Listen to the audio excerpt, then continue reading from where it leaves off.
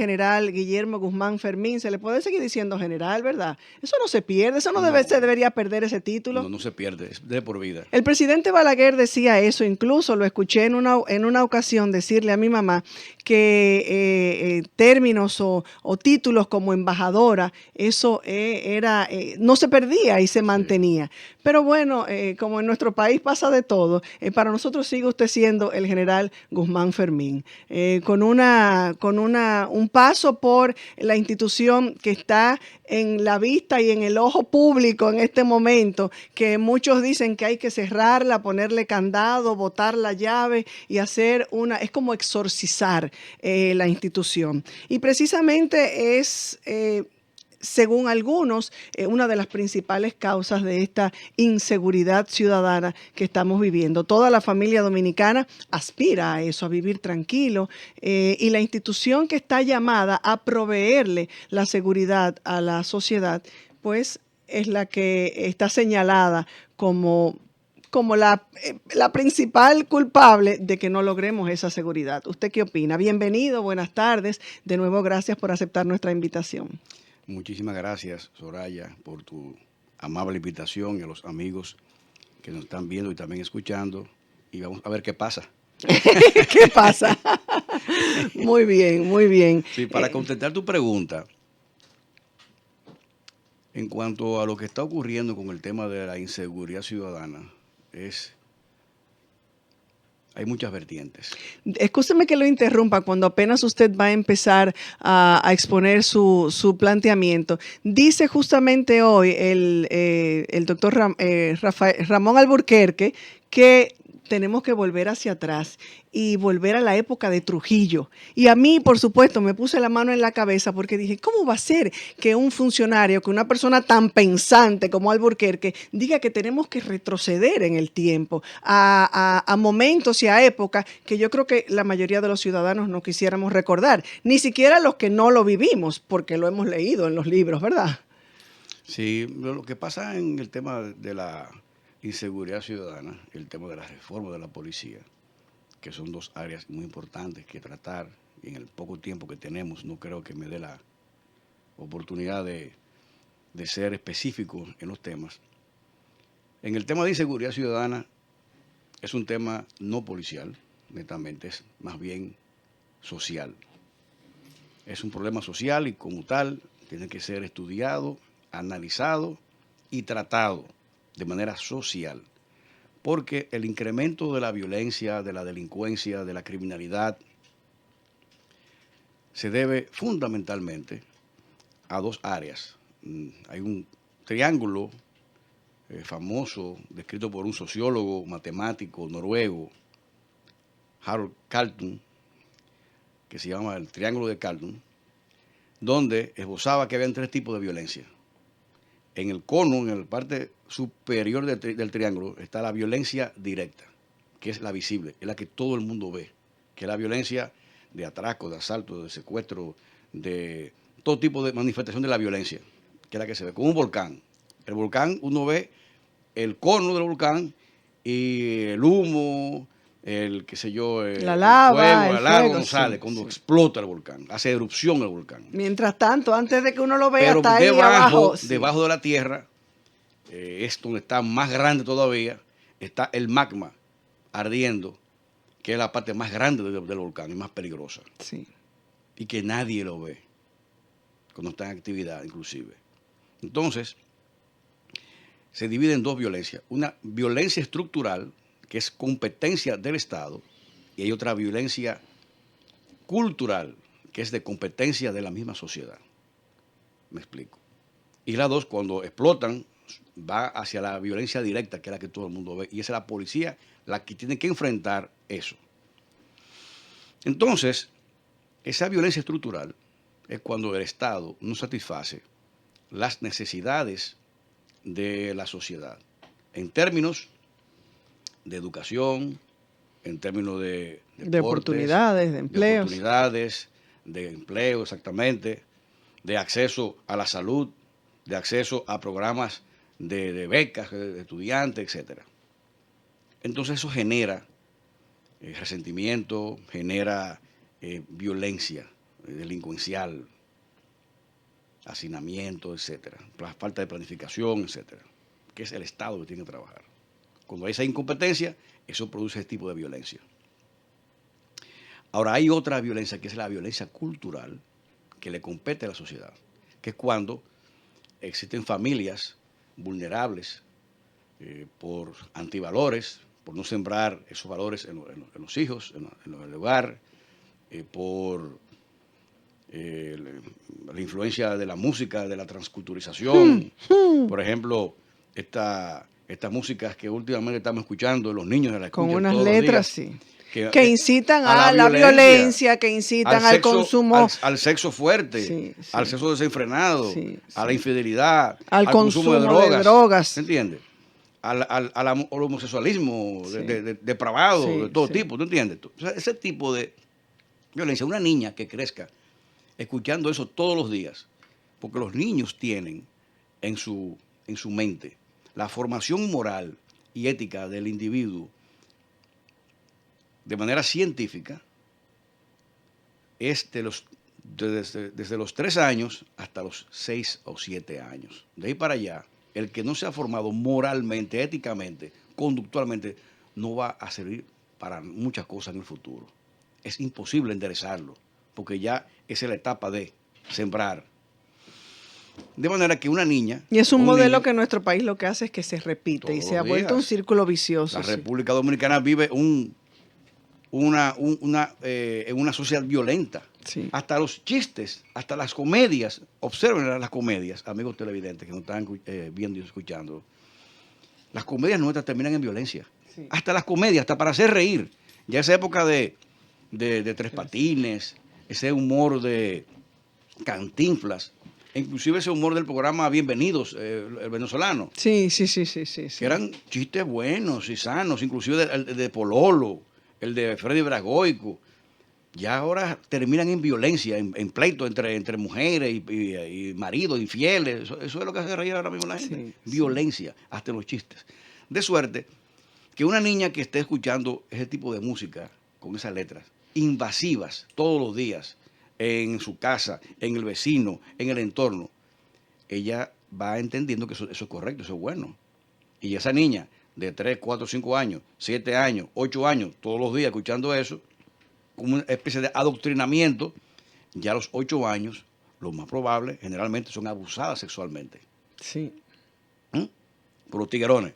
Sí, por los ambientes en O los que tienen una están. presión social de que tienen ya 9 años, 10 años, que ya están en la pubertad, que ya está desarrollándose, de todos esos tigres que están en el barrio, y ya lo ve bien.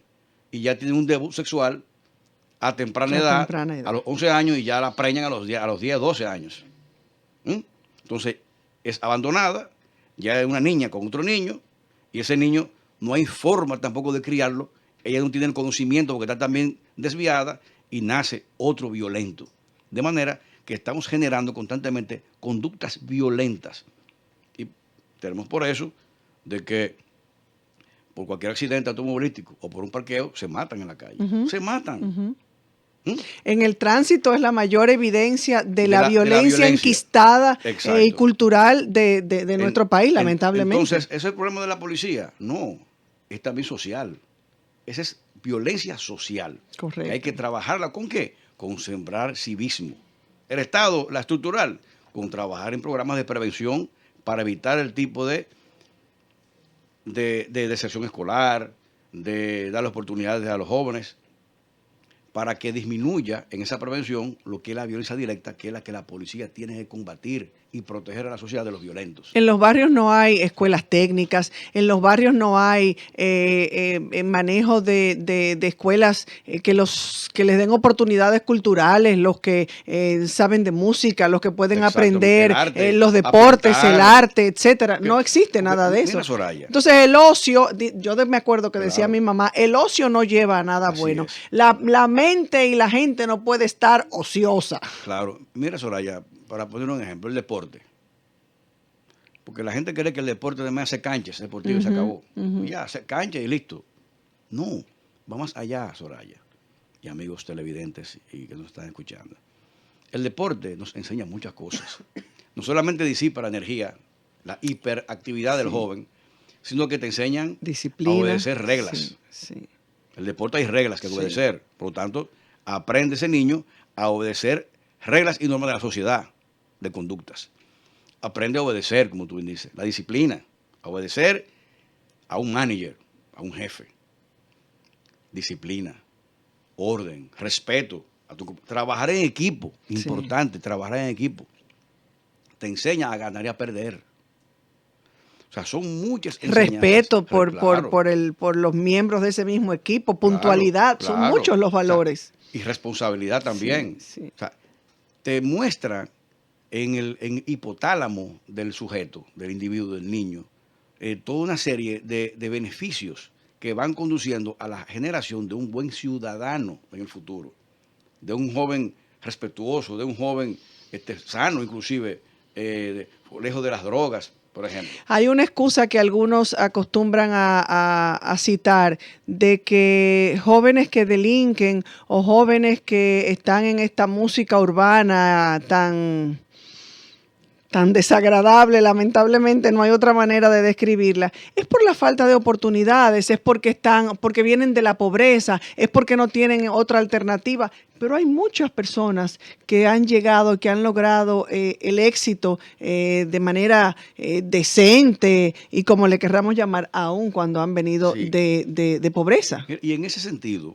yo no estoy criticando ese tipo de género musical y a los artistas, porque ellos son expresiones de lo que sienten y cómo se crían. Yo no sé si me voy a entender.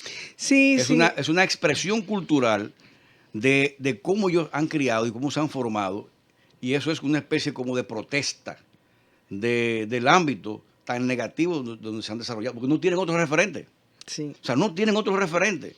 Lo que hay que cambiar es ese referente. Y eso le compete al Estado, y también a la sociedad misma, el cambiar esto. Ahora, en el tema, para contestar a otra pregunta, ¿no? En el tema de la Policía Nacional, en cuanto a la reforma de la policía, dicen, y he escuchado muchas veces, y hay una especie de mitos negativos en contra de la policía, que la policía no quiere cambiar, que la policía no se ha reformado en el tiempo. Que se resiste desde adentro. Se resiste, sí. Inclusive, exactamente, es un buen señalamiento, que se resiste al cambio. Y eso es, y me excusan lo que dicen eso es mentira. Y le digo mentira a quien lo diga. Son prejuicios que tienen y se ha diseminado por la sociedad. La policía no ha cambiado como demanda la sociedad, como ella ha querido. No es por culpa de ella, por sí sola. Porque hay algunos que no quieren cambiar. Pero no es la policía, son algunos policías, no la policía. Porque lo que ha fallado es falta de continuidad de Estado. Y eso es competencia del nivel político. Aquí había un plan de seguridad democrática exitoso, que se demostró que fue exitoso en el año 2004 a 2012. Fue exitosísimo. Y justamente atacaba más bien las causas que generan la violencia y la delincuencia. Porque lo que está haciendo ahora mismo la policía y el Estado es atacar los efectos, no las causas. No las causas. Por lo tanto, a nivel de prevención. Eso no es prevención. La prevención es atacar las causas que generan. Y en el programa de seguridad democrática, en esos 16 programas y 32 subprogramas, se atacaban en el 95% de esos programas, era la prevención, eran programas preventivos. De manera que ahí estaban, por ejemplo, qué sé yo, préstamo de mi barrio, las MIPYMES, eso generaba empleos. Correcto. Generaba empleos. Becas para mi barrio, eso daba la oportunidad a los niños de estudiar hasta universidades fuera del país. Vivienda de mi barrio, reparaban viviendas dignas a la gente más pobre del barrio. Eso es dar un hábitat distinto. Barrio seguro, Villa Segura. Entonces, pero esos programas de barrio seguro, de Villa Segura, de ahora mi país, no sé qué cosa, eso no ha servido para nada históricamente. En esa época sí. Gobierno tras gobierno. No, pero escúchame. En esa época se dio exitoso porque se dio seguimiento.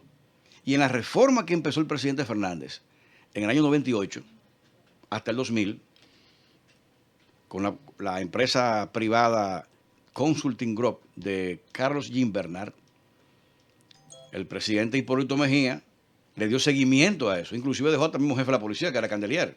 Correcto. Se le dio seguimiento y en esos 4 años, bajo el mandato del presidente Mejía, se hizo una buena ley, la mejor ley que ha tenido la Policía Nacional en toda su historia, y que fue promulgada por Hipólito Mejía en el año 2004, la 96-04. Luego gana el presidente Fernández de nuevo, y así como Hipólito Mejía le dio seguimiento al plan de reforma de la policía del presidente anterior, que era Leonel Fernández, el mismo Leonel Fernández le da seguimiento a todo lo que dejó el presidente Hipólito Mejía, que era saliente. Y lo amplió entonces a un programa integral en el Plan de Seguridad Democrática y se ejecutó durante esos 8 años, hasta el 2012. Entonces ese descuido generalizado que dice hoy el presidente Luis Abinader viene de que en los anteriores gobiernos del PLD, esos dos gobiernos de Danilo Medina, no se le dio continuidad a ese En el 2013, programa. En el 2013, casualmente cuando el que me relevó a mí como jefe de la policía en ese entonces fue Polanco Gómez, general Polanco Gómez, sí, un gran oficial general. Tan pronto lo quitaron, gay, ya el plan se desechó.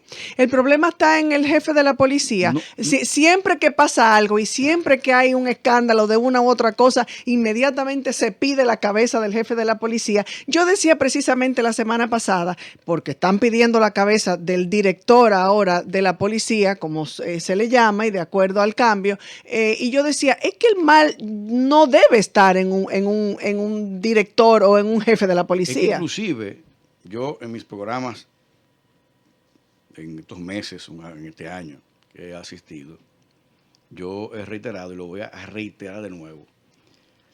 Ni el gobierno, o sea, ni el presidente Abinader, ni el director general de la policía tienen responsabilidad plena, aunque ya tienen un año de ejercicio, deberían haber ya tomado el control. Ya 1 año y 3 meses, se supone que llegó con un plan ya hecho, ha debido llegar. Pero la totalidad de la responsabilidad de lo que está aquí ocurriendo no es de ellos, sino del anterior gobierno. Porque no solamente desecharon el plan de seguridad democrática por mezquindad, porque eso era de Leonel y había que borrar todo lo de Leonel. Pero el daño no se lo hicieron entonces al expresidente Leonel Fernández, país, se le hizo al país. Al país, claro, al país. Entonces, en segundo lugar, en el 2016, por razones, bueno, que el profesor Pou dijo ayer en un Twitter muy responsablemente. Daniel Pou. Correcto. Dijo que la ley actual de la Policía Nacional, la ley orgánica, lo que yo he reiterado desde el 2016 hasta ahora, que es la peor ley que ha tenido la policía, no fue consensuada con nadie, ni con la policía, ni con expertos, ni con nadie. Se hizo en aposento. Y en una lectura rápida, de manera subterránea, lo aprobaron y ya es listo. Por un grupito de personas irresponsables, resentidas con la policía, sin saber nada de policía. Entonces, hicieron ese tollo de ley. De suerte que si la policía hoy en día está así, no es por la propia policía, señores. Es culpa del nivel político, de un sector, no todos los políticos, de un sector político de ese entonces, del pasado gobierno, que hicieron eso. Entonces, hoy estamos pagando las consecuencias, tanto la policía como la sociedad, de lo que está ocurriendo. Ahora, para ir con el mismo tema de la policía, y ahí también hay gran responsabilidad de todos los gobiernos, es la falta de inversión en la institución. Salarios muy bajos, condiciones que tienen los agentes. La policía que tiene la República... ¿Usted cree que eso es lo que los lleva a la corrupción? Porque de que hay corrupción adentro de la policía, los agentes... Vamos a decir, más allá, corrupción e ineficiencia, porque si vamos a hablar de corrupción, no es la policía, eso está también en el Ministerio Público, sí, en los jueces, en los gremios, en el Colegio de Ingenieros, de abogados, en los periodistas.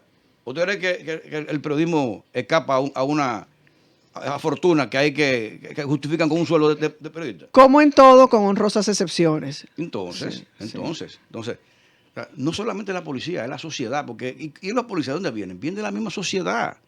No son haitianos, no son africanos, no son extraterrestres por ahí. suecos, o no son europeos ni ingleses. Pero muchos Son hablan dominicanos. Ahora, hablan de que hace falta formación. Precisamente ayer. Pero escúchame, Soraya. Les falta formación, es correcto, es verdad, pero ¿por qué? Que lo entran así, aceleradamente, porque no hay... Falta de inversión, Soraya.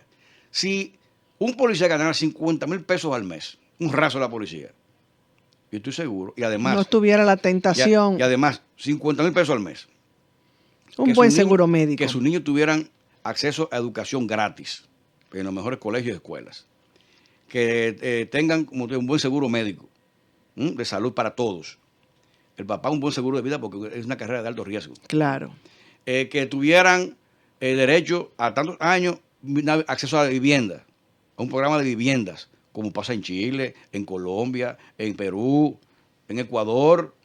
Es muy fácil tú decir, fueran distintos. Y ya, esos ahí hubieran jóvenes. Y esos policías vienen de esa misma sociedad que usted describía. Se crían en esos ambientes. Entonces... No sabemos lo que hay en las mentes porque no están depurados. Entonces, pero vinieran entonces ya jóvenes con preparación distinta. Yo recuerdo también en el gobierno del doctor Leonel Fernández, cuando surgió la Autoridad Metropolitana del Transporte, que veía uno la diferencia del nivel de educación y de formación que tenían esos agentes. Se notaba la diferencia. 3 veces más. Eran salarios dignos. Entonces, yo te pongo un ejemplo. Y a los amigos televidentes que nos están también escuchando. Un ejemplo. Usted pone, como hacían antes, un anuncio en el periódico. Se solicitan servicios de secretaria. Entonces dice, que sea bilingüe, que sepa informática, que tal cosa, etcétera, y que los requisitos para ese puesto. Y que tenga hasta buena presencia, ¿no? Que esté buena moza, ¿verdad? Y sueldo, le ponen sueldo 20,000 pesos. Óigame, usted no va a encontrar una secretaria con todos esos requisitos, sí, que se atreva a ir a ganar 20,000 pesos. No va a encontrar una.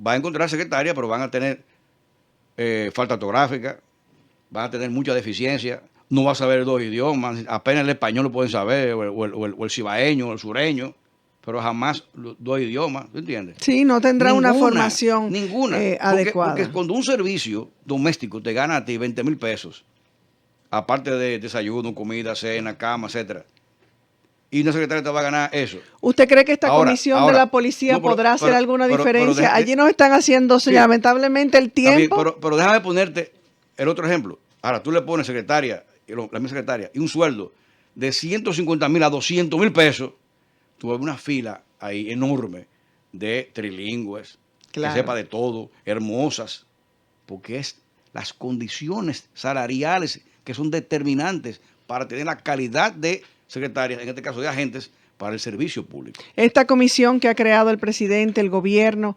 podrá lograr su objetivo de reformar la policía. Lamentablemente nos queda 2 minutos. Yo espero que sí. No albergo tampoco mucha esperanza en ese sentido, porque... Algunos dicen que esas personas que están en esa comisión no saben de eso. Te pongo un ejemplo. La aviación... Por más que tengan buena intención. La aviación, la aeronáutica, en los avances de que se creó el primer aeroplano con los hermanos White, se desarrolló hoy en día a los transbordadores, estamos ya en el Marte inclusive, fue por la combinación entre la teoría y la experiencia. Hacían la teoría, el modelo del avión, las normas de vuelo, etcétera, los manuales de vuelo, pero en la aeronave mandaban un piloto de prueba para que probara la aeronave. Y el teórico se llevaba al piloto, acá, dime, ¿qué pasó en la nave? ¿Cómo te fue en el vuelo? Mira, esto, tal cosa, pasó esto, porque el que tiene la experiencia es el piloto. El know-how, como dicen. El que se va a matar en una aeronave es el piloto. Sí. Con sus pasajeros. Entonces, el jefe de la policía, el director general de la policía, el que sabe cómo manejar la policía. Como dice Rafael Alburquerque, tendremos que volver, hace falta mano dura, como mucha gente reclama, mano dura y volver a la época de Trujillo. Lo que falta en la policía es que le dejen al director general de la policía. Hay algunos que dicen que no se debería llamar director, sino que se debería llamar jefe. Ejercer el mando. Porque la ley lo ata. Pero tiene que haber una gente que sepa llevar a cabo ese mando. Pero la ley le ata las manos al director general de la policía. General, ¿usted está dispuesto a volver a conversar con nosotros? Porque aquí estas niñas son muy terribles y ya me están mandando a despedir. El tiempo se fue. Perfecto. Nos quedaron muchísimos temas. Teníamos que hablar de la frontera, teníamos que hablar de la inmigración y lamentablemente el tiempo es inexorable. El tiempo pasa y nos traiciona. Así es que... a ver qué pasa. Y a ver qué pasa. Así es que usted queda con el compromiso. Ojalá que en esta misma semana de volver. Mira, Madeline se va a poner mala mandándonos a despedir. Ya, Madeline, nos vamos y qué, ofrézcome. Gracias por la sintonía y gracias a usted por acompañarnos.